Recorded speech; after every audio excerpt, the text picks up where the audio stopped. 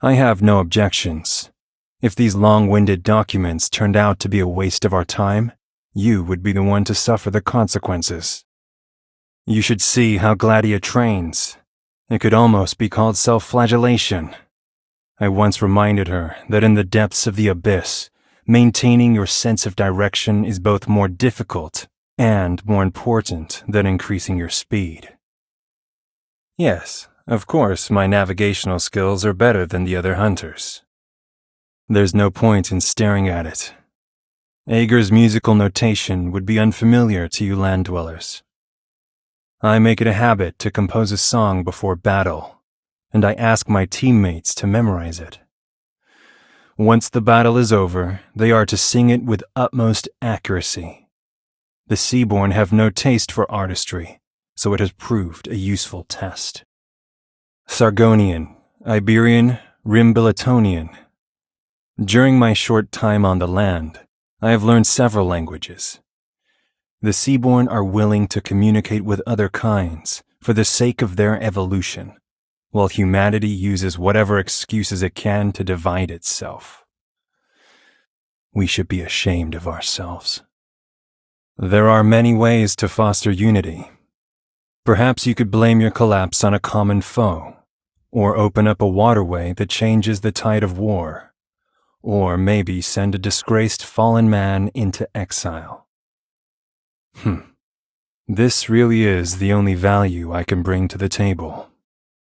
The Seaborn issue is already out of our control. If a single waterway or several battles could annihilate them, I would not be here seeking your cooperation. I should be off now. Stay in contact.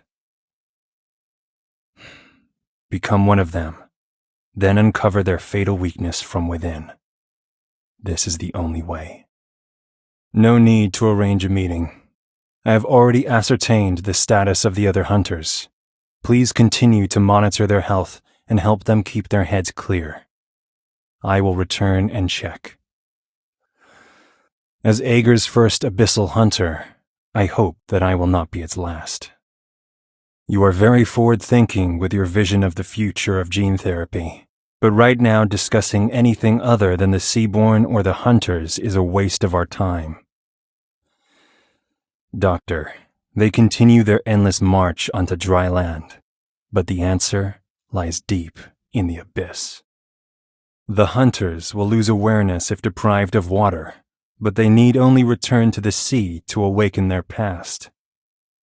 How about you? What opportunity would you need? What did you forget, and why did you forget it? You have been to the depths of the abyssal sea. You are connected to all this. I need you to recall, Doctor. You are dreaming. Which part of yourself do you speak to? We meet again. This method of contact that you are imposing upon me, is it Rhodes Island's standard treatment? Or perhaps it is you trying to confirm if my sense of self has already begun to change. Ulpianus, Abyssal Hunter. You must think carefully on what you base your battle plans upon. Only when baptized in death does one exist. This ceremony is not much use for a warrior. If there truly is a creator of all things, then it should be the one to suffer the plagues that torment us. You will obtain the result that you seek. Scotty and the other hunters are masters of violence. What about the ones on this team? Embark.